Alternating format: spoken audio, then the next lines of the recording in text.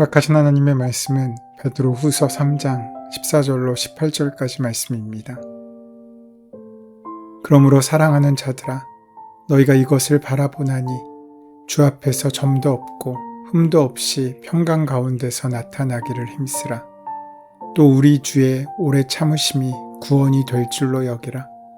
우리가 사랑하는 형제 바울도 그 받은 지혜대로 너희에게 이같이 썼고, 또 그 모든 편지에도 이런 일에 관하여 말하였을 때 그 중에 알기 어려운 것이 덜어 있으니 무식한 자들과 굳세지 못한 자들이 다른 성경과 같이 그것도 억지로 풀다가 스스로 멸망에 이르느니라.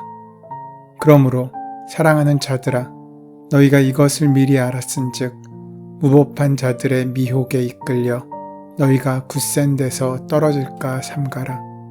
오직 우리 주 곧 구주 예수 그리스도의 은혜와 그를 아는 지식에서 자라가라. 영광이 이제와 영원한 날까지 그에게 있을지어다. 베드로후서 3장은 성도들이 거짓 교사들로 인하여 주님께서 우리 가운데 다시 오실 것, 즉 재림에 대한 소망이 사라진 것에 대한 경고로 시작하였습니다. 하지만 그날은 반드시 올 것이며 주님께서 정하신 그날에 우리에게 새하늘과 새 땅을 보여주실 것입니다. 다만 주님께는 하루가 천년 같고 천년이 하루 같으시기에 우리가 회개하기를 오래 참고 견디고 계십니다. 그래서 우리는 그날에 이르기 전에 깨어 준비함으로 하나님 앞에 서 있을 수 있어야만 합니다. 사도 베드로가 이 서신을 기록한 목적은 바로 기억에 있습니다. 그 기억에는 이유가 있습니다.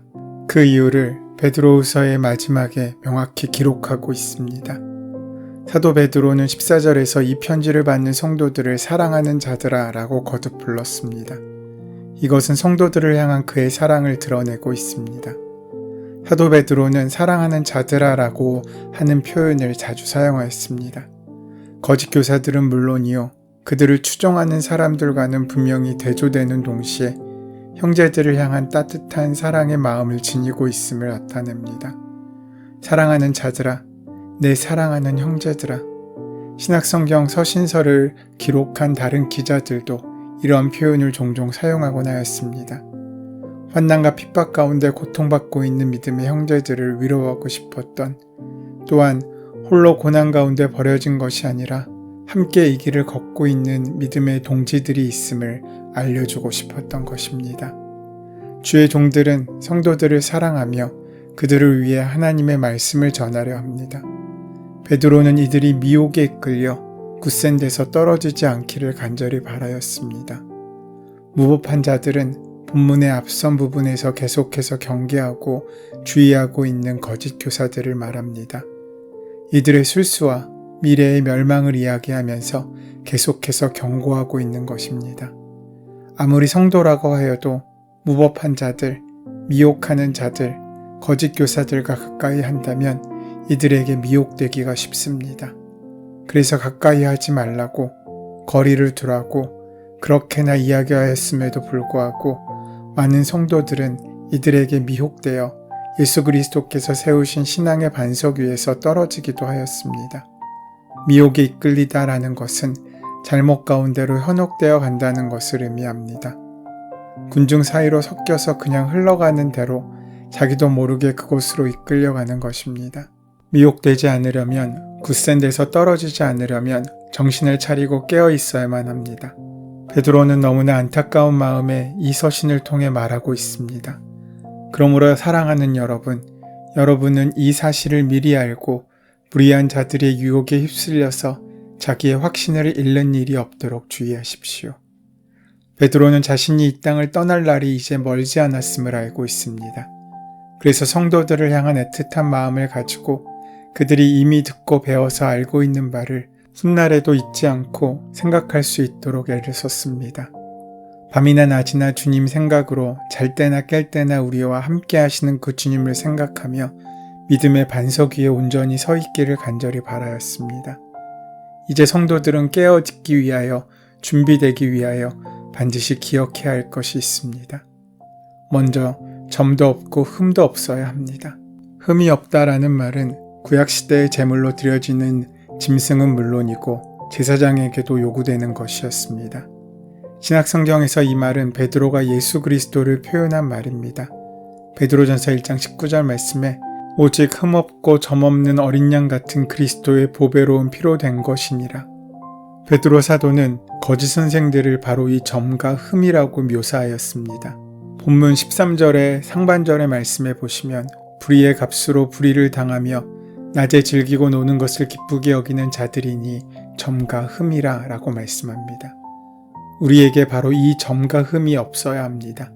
하나님 앞에 불의함이 없도록 심판을 직면한 이들과는 다른 모습을 보여야 합니다. 그들과는 거리를 두고 가능한 한 멀리하며 다르게 되어야만 합니다. 바로 그런 사람이 겟세마네의 기도 자리에 오를 사람이며 깨어 준비된 사람입니다. 둘째로 하나님의 평강을 누려야 합니다. 은혜와 평강을 구하는 기도는 서신서의 기자들이 수신자들을 향해 자주 언급한 기도입니다. 우리와 하나님과의 관계가 확실하다면, 우리가 하나님을 향한 신뢰가 바로 서 있다면 마지막 그날에 나타나게 될 그 어떤 것도 우리를 전혀 해하지 못할 것입니다. 베드로는 우리가 기다리는 세상을 이렇게 요약합니다. 그러나 우리는 주님의 약속을 따라 정의가 깃들여 있는 새하늘과 새 땅을 기다리고 있습니다. 새하늘과 새 땅은 정의가 깃들여 있는 곳입니다. 불의를 용인하고 참회하지도 않은 이를 용서하는 곳이 아닙니다. 역사 앞에 지은 죄를 참회하지 않고 세상을 떠나는 이들은 불행합니다. 그들은 하나님의 엄중한 심판대 앞에 서야 하기 때문입니다. 성도들은 이 세상이 지나가는 곳임을 믿는 사람들입니다. 인간이 아무리 높이 쌓아도 그렇게 인간이 쌓은 바벨탑은 기필코 무너질 수밖에 없음을 아는 사람입니다. 돈 위에 세운 인생의 집은 영원할 수 없으며 권력도 세월과 더불어 덧없이 쓰러지는 안개와 같은 것임을 알고 오직 영원한 세상만을 바라보며 살아가는 사람입니다. 물론 우리가 살아가고 있는 이 세상이 다 풀어 없어지는 종말의 때가 언제일지 우린 알 수 없습니다. 그러나 그때를 모른다고 우리에게 여유가 있는 것은 아닙니다. 그 종말의 때가 어느 때이든 하나님의 시간이 온전히 이르게 되어서 그 마지막 날의 순간이 우리에게 임하게 될 때 우리는 결국 이 땅을 다 떠날 사람들입니다. 종말의 때가 혹시 우리 생전에 임하지 않는다고 하여도 우리는 땅의 보물을 쌓으며 살 수 없습니다. 세상의 종말이 오기 전에 우리 인생의 종말이 먼저 올 수도 있기 때문입니다. 세상의 종말이 먼저 오든 아니면 죽음으로 세상을 떠나는 인생의 종말이 먼저 오든 세상을 떠나야 한다는 것은 별반 다를 것이 없습니다. 세상과 인생이 종말로 무너질 때까지 우리는 먹고 입고 마시며 살아야 합니다.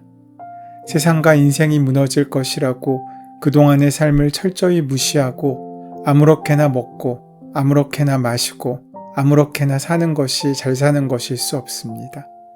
하나님은 우리가 잠시 사는 이 세상에서도 기왕이면 잘 먹고 좋은 것을 마시고 좋은 것을 입으며 세상적으로도 잘 사는 것을 원하실 것입니다. 그러나 그럼에도 불구하고 그것이 우리의 목적이 될 수 없습니다. 지나치게 많은 것을 가지고 우리의 필요보다 지나치게 좋은 것만을 추구하며 사는 인생은 결코 지혜롭지 못한 어리석은 일입니다. 결국 무너질 세상에 과도하게 집착하며 살다가 투자하며 살다가 종말을 당하게 되면 우리의 종말과 함께 그동안 우리가 집착하며 투자하였던 그 모든 것이 다 먼지처럼 없어지게 될 것입니다. 망하고 무너질 회사의 주식을 사들이는 바보는 세상에 없습니다. 망하지 않고 무너지지 않을 뿐 아니라 흥하고 번성할 회사를 찾아 투자하는 것이 지혜로운 일입니다. 사랑하는 여러분, 땅 밑에만 지옥이 있는 것이 아닙니다. 우리가 하나님의 뜻이 아닌 자신의 욕망만을 따라 살아간다면 이 세상은 다 온통 지옥이 될 것입니다. 이 세상에서 사는 동안의 삶은 삶이지만 투자는 이곳에 하면 안 됩니다. 사도 베드로는 앞에서 말한 주 예수 그리스도의 재림과 의의 천국을 생각할 때 우리가 마땅히 흠과 점이 없는 완전한 성결을 위해 힘써야 한다고 교훈합니다. 그것은 우리가 불타 없어질 세상 속에 속한 자처럼 죄 가운데 살지 말고 의로움만 가득한 천국에 속한 자답게 거룩하고 의롭고 흠없는 자로 살아야 한다는 뜻입니다. 천국은 의에 거하는 바 새하늘과 새 땅입니다. 성도의 참된 소망은 하나님의 영원한 다스림에 있는 새하늘과 새 땅입니다. 그 소망이 있기에 현실의 삶 속에서 충실하게 준비하는 것이고, 그 소망이 있기에 오늘의 삶 속에서 우리가 인내할 수 있는 것이며, 그 소망이 있기에 우리는 이 땅에 있는 것을 기꺼이 포기할 수 있는 것입니다. 이 소망을 가진 삶을 자녀들에게 보여주는 것이 우리가 자녀에게 남길 수 있는 가장 훌륭한 유산이며 믿음의 자산이 될 것입니다. 아울러 목사가 성도에게 보여주어야 할 가장 기본적인 가치관 역시 이것일 것입니다. 이것이 바로 오늘 하나님께서 우리에게 주시는 말씀입니다. 우리는 분명히 새하늘과 새 땅을 바라보는 것에서 그치지 않고 그곳에 들어가게 될 것입니다. 우리의 유일한 소망은 오직 우리 주 예수 그리스도이십니다. 주님께서는 반드시 친히 다시 오실 것이며, 성도들은 그날까지 하나님을 기쁘시게 하며 살아야 합니다. 그러기 위해서 하나님과의 관계를 깨뜨리는 모든 것을 멀리하며 살아가야 합니다. 그래서 주님께서 다시 오실 때 함께 갈 준비가 되어 있어야 합니다. 무너질 것에 최선을 다하는 것은 어리석은 일입니다. 무너지고 망할 것에 욕심을 부리는 것은 지혜롭지 못한 일입니다.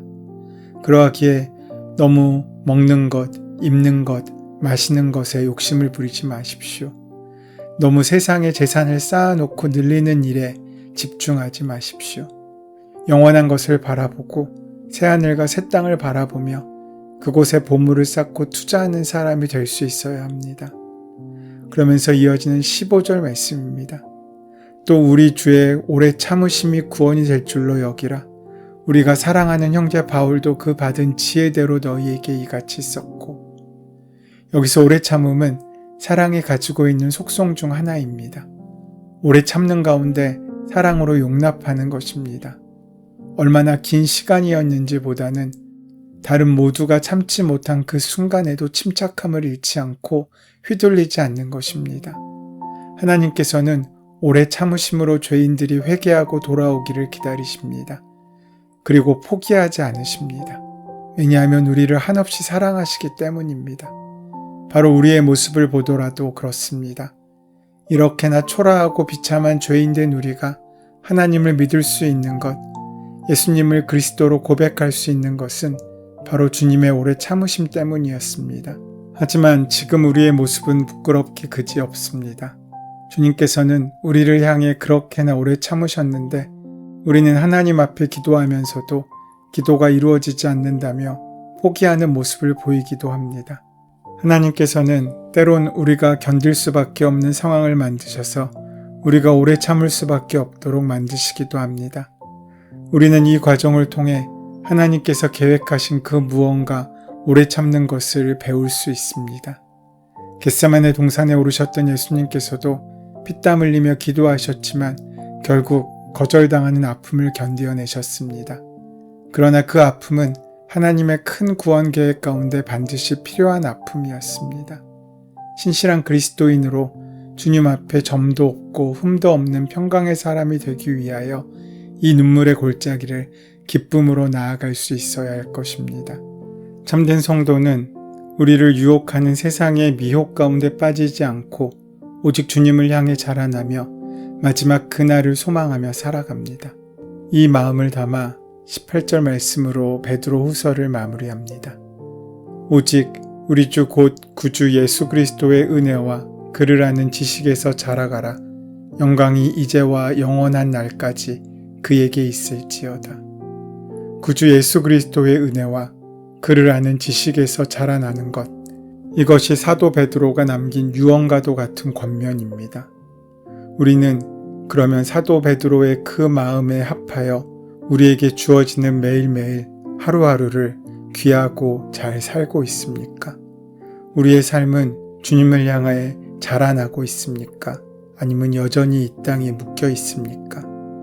겟세마네 동산에서 피땀 흘리며 기도하신 우리 주님을 본받아 우리의 연약함과 부족함을 하나님께 온전히 맡기고 깨어 기도하는 가운데 이제 다시 오실 주님을 영접할 수 있는 귀한 소망을 붙들 수 있다면 우리가 이 땅 가운데 만나는 어떤 어려움이 있다고 할지라도 우리 안에 어떤 아픔과 절망의 이유가 있다고 할지라도 우리는 결국 이기며 승리하는 귀한 삶을 살아갈 수 있을 것입니다. 그 은혜로 승리하는 저와 여러분의 복된 하루, 복된 일생이 되시기를 소원하고 축원합니다. 은혜의 주님, 죽음 이후에 기다리고 있는 하나님의 심판을 두려워하는 그 마음으로 오늘을 온전히 살아갈 수 있는 믿음과 은혜 허락하시고 함께하여 주시옵소서. 예수님의 이름으로 기도드립니다. 아멘. 이제 오늘 이 아침 우리에게 허락하신 본문의 말씀이 오늘 나에게 주신 하나님의 음성으로 만나지기 위하여 본문의 말씀을 깊이 묵상하시고 함께 기도하는 시간 가지도록 하겠습니다. 함께 기도합니다.